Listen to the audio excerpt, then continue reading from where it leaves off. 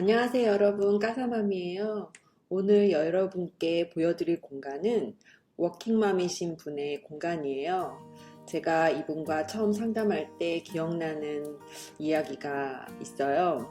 어떤 이야기냐면 엄마가 너무 바빠서 집에서 아이들을 많이 볼 수 없었다고 하시면서 엄마가 집에 있으면서 그 아이들이 좀 신경 써줄 때 더 써주고 더 정돈된 집에서 불편함 없이 더 편안하게 지냈으면 어땠을까라는 생각이 자꾸 드신다고 해요.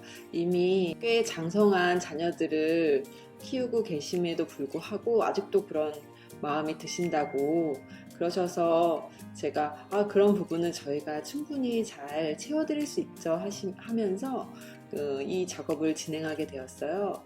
그런 엄마의 귀한 마음, 아이들한테 약간의 미안한 마음, 또 아쉬웠던 마음, 이런 마음들이 아이들에게 잘 전달되었으면 좋겠습니다.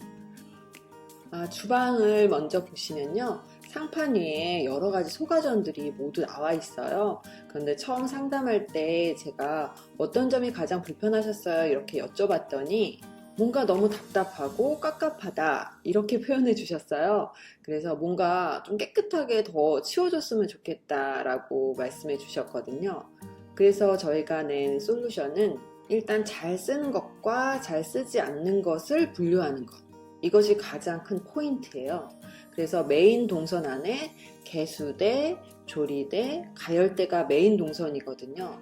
그 가장 중요한 동선 안에 가장 많이 쓰는 물건들을 배치하고 그 외에 나머지 것은 사이드 동선, 그러니까 키 큰 장이라든지 보조 주방으로 가야 될 품목들을 다 분류해서 일일이 체크해서 제자리를 잡아주었어요.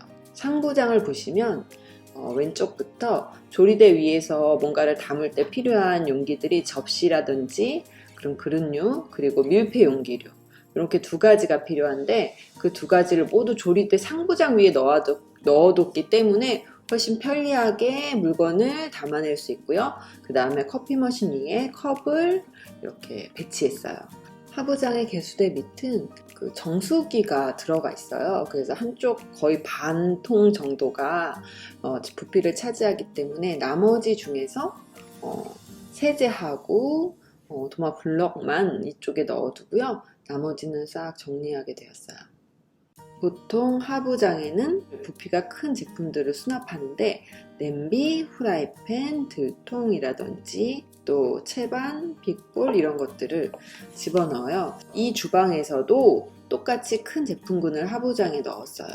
보시면 후라이팬을 세로로 정리해서 한 번에 꺼내고 넣을 수 있도록 수납했고요. 그리고 작은 들통인데 많이 쓰신다고 해요. 그래서 이쪽에 수납했고 무거운 냄비류는 아래쪽에 수납했습니다. 양념류는 좀 깊은 하부장에 넣을 때는 꼭 바스켓을 쓰셔야 돼요. 바구니에 넣어서 서랍식 수납법을 하시는 게 좋고요. 그래서 깔끔하게 하부장 길이에 맞춘 수납 도구를 넣어서 깔끔하게 정리했습니다. 키 큰 장을 보시면요. 좀 여러 가지로 쌓여 있어서 품목별로 나누어지지도 않았고 뭔가 꺼낼 때마다 좀 많이 불편하셨을 것 같아요. 그래서 저희가 여기에는 품목별로 다 일일이 유통기한 지난 것을 분리 배출하고 품목별로 다 넣어뒀고요. 특히 이렇게 깊은 공간일수록 바구니 수납법, 서랍 수납법을 하셔야 해요. 그리고 그 옆에는 상판 위에 올라가 있던 밥통이라든지 커피포트, 그리고 하부장에 들어가 있던 그 오븐을 다 꺼내서 이쪽으로 넣어서 편리하게 쓰실 수 있도록 재배치했습니다. 보조 주방을 설명을 드리면요. 보조 주방이 이제 큰 따님의 방에서 보조 주방 쪽이 접혀져 있어서 자꾸 주방 쪽이 지저분하면 그쪽에 창문을 열기가 조금 답답하다 이렇게 많이 말씀하셨다고 해요. 그래서 보조 주방 창이 반창인데 그 반창 위로 물건이 넘어가지 않도록, 그리고 상판 위엔 아무것도 두지 않아서 깔끔하게 유지하도록 화분 정도 둘 수 있도록 저희가 정리를 다시 했는데요. 여기는 그 김치냉장고 위에 선반을 달았는데 선반이 좀 불안정하게 달려 있었어요. 그래서 조금 안정적인 선반으로 바꾸고 싶다는 고객님의 의견에 맞추어서 가구를 저희가 서치해서 설치해드리고 베란다 장도 설치해드리고 그리고 나중에 정리를 다 한 후에 고객님이 굉장히 이곳을 마음에 들어 하셨어요. 이 베란다 장은 더 깔끔했으면 좋겠다. 그 큰아이 방에서 봤을 때 뭔가 이렇게 베란다 같은 느낌이 안 들면 좋겠다 말씀하셔서 저희가 무늬 달린 베란다 장으로 교체를 해드리고 방에서는 보이지 않는 쪽에는 선반을 좀 튼튼한 걸 바꿔서 무거운 야채 증류 아니면 병 제품 같은 것들을 넣었을 때도 충분히 안정감 있게 수납이 될 수 있도록 선반을 바꾸어 드렸어요. 안방을 보시면 가구 배치가 조금 복잡하게 되어 있었어요. 중앙에 침대가 들어와 있기 때문에 좀 답답한 느낌이 들었어요. 화장대와 서랍장을 분리해서 쓰고 계셨고 그리고 가방만 넣는 유리 수납장이 또 키 큰 장이 하나 있었고 또 LP판을 모아두는 곳이 있었고 금고가 있었고 옷장이 있고 세라젬 의료기가 있었고 침대가 있었고 이렇게 하다 보니까 생각보다 굉장히 많은 짐이 들어가 있었어요. 그래서 가구재 배치가 어느 곳보다 좀 시급했고요. 사진 한 장에 모든 것을 담을 수는 없지만 굉장히 남편분께서 가장 흡족해 하셨던 공간이라고 제가 들었습니다. 자세하게 설명을 드리면 우선 비포 사진에 보시면 일렬로 배치되어 있잖아요. 이 배치된 공간에서 우선 이렇게 짐이 많을 때는 정면으로 딱 들어갔을 때 가장 답답하지 않는 시야를 확보해야 돼요. 그렇게 확보하기 위해서는 가구 중에서 가장 높이가 낮은 것이 시야에 들어오게 배치를 해야 되는데 그게 바로 침대예요. 그래서 들어가자마자 헤드가 아닌 침대 베드가 보일 수 있도록 벽 쪽으로 헤드를 바꾸었고요. 사실 에어컨 밑에 이렇게 높은 유리장이 있다 보니까 에어컨도 제대로 기능을 발휘하지 못하고 침대 양쪽으로 뭔가 가득 차 있기 때문에 왔다 갔다 하기가 동선이 상당히 힘들게 이루어져 있는 부분이에요. 그래서 침대를 돌리고 나머지 화장대와 서랍장을 줄여서 하나로 합칠 수 있는 가구이기 때문에 하나로 합치고 우리 가방 수납장은 옷장 옆에 두는 것이 동선이 가장 짧기 때문에 옷장 옆으로 돌려두었어요. 그리고 세라젬 이 의료기는 연령대가 있으신 분들 집에 정말 많으세요. 그래서 근래 작업할 때마다 거의 이게 있는 것 같아요. 근데 이제 방은 좁은데 침대와 세라젬이 같이 들어가고 세라젬 자체가 또 길이를 늘려서 사용해야 되기 때문에 이 부분을 거실이나 다른 데 두기보다는 침실에 두기를 굉장히 원하시더라고요. 그리고 옷장 안에 서랍을 보시면요. 이렇게 철제로 된 수납 바구니처럼 서랍이 되어 있는 붙박이장이 굉장히 많아요. 그런데 이게 생각보다 수납하기가 쉽지 않은 것이 살 사이로 자꾸 접어놓은 옷이라든지 이런 것이 빠져나와서 깨끗하게 정돈하기가 좀 힘들어요. 그래서 이럴 때는 아예 바구니 안에 또 바구니를 하나 더 넣어서 깨끗하고 깔끔하게 유지될 수 있도록 하는 것도 한 방법입니다. 디테일컷 보시면서 좋은 팁이 되었으면 좋겠습니다. 딸방은 가장 또 고심한 곳 중에 하나예요. 가구 배치가 많이 들어간 곳인데 물건의 배출을 좀 신경을 써서 했고요. 보시면 들어가자마자 딱 굉장히 높은 시스템 행거라고 하죠. 문이 없는 오픈장으로 된 행거가 보여서 깨끗하고 깔끔한 느낌이 들지 않도록 되어 있고요.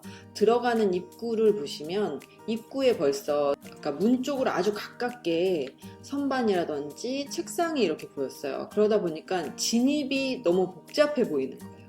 그리고 일단 들어가서도 키 큰 오픈장이 있어서 옷이 다 드러나고 정리를 해도 정리가 잘 안 된 것 같고 아이템끼리 하나로 묶어야 키가 비슷하고 부피가 비슷한데 그렇지 않고 여러 가지 옷이 섞여 있다 보니까 더 오픈장이어서 더 복잡해 보이는 거예요.